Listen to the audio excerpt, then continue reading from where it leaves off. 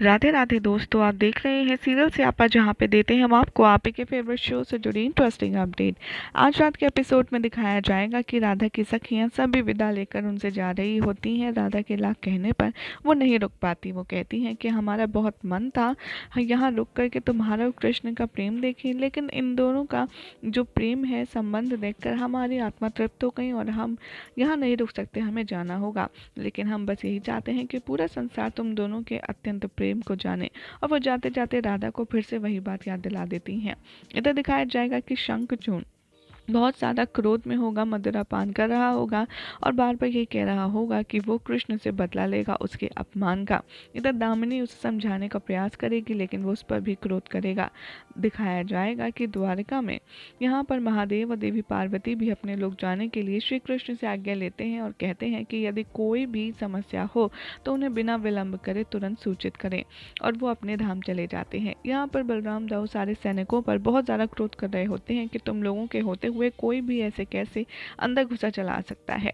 यहाँ पर श्री कृष्ण आते हैं, दाऊ को शांत करने का प्रयास करते हैं, लेकिन दाऊ कृष्ण पर भी बहुत ही ज़्यादा क्रोधित हो जाते हैं। यहाँ पर राधा अपने कक्ष में अपनी सखियों की कही हुई बातें सोच रही होती हैं और वहाँ पर कृष्ण आते हैं और वो कृष्ण से कहते हैं कि कृष्ण, मैं ऐसा सोच रही हूँ कि क्यों ना हम दोनों अपने प्रेम गाथा को ऋषि वेद व्यास से लिखवाएं।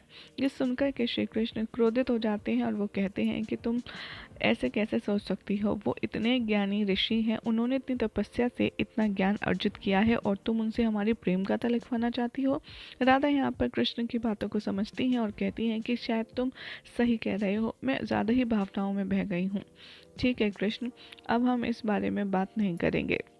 इधर दिखाया जाएगा कि रेवती नदी तट पर जाएंगे और वहाँ पर शंखचूड़ ऑलरेडी मौजूद होगा और वो उनसे अभद्रता करेगा, बुरा व्यवहार करेगा और उनसे कहेगा कि जाकर के कृष्ण से कह दो कि शंखचूड़ अपनी बेइज्जती का बदला अवश्य लेगा और सबको सबक सिखाएगा।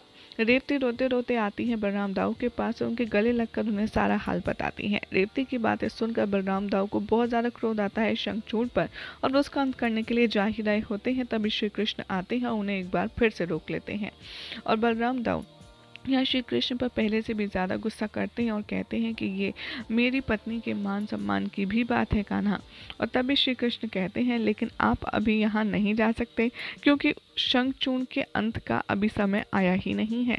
यहाँ पर शंखचूड़ अपने ही महल में होता है और भी ज़्यादा मदिरा का पान कर रहा होता है और वो कृष्ण से बदला लेने की बात रिपीट कर रहा होता है। तभी दामिनी उसे सुझाव देती है कि क्यों ना आप असुर गुरु शुक्राचार्य के पास जाएं, क्योंकि वो भी कृष्ण के शत्रु हैं और वो आपको अच्छे से हेल्प भी कर सकते हैं कृष्ण और राधा को बर्बाद करने में।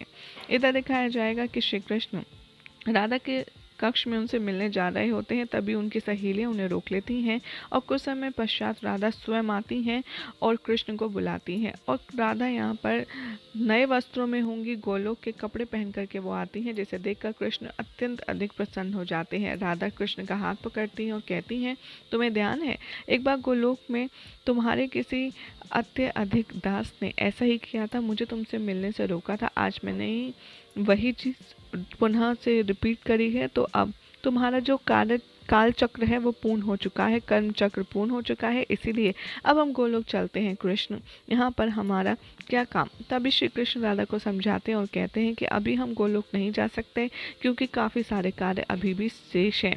यही हो जाएगा आज रात के एपिसोड का एंड, जिसके बाद कल क्या होगा आपको बताएंगे नेक्स्ट रिपोर्ट में। ऐसे ही मज़ेदार अपडेट्स के लिए चैनल को सब्सक्राइब कीजिए, वीडियो को लाइक शेयर करना ना भूलें।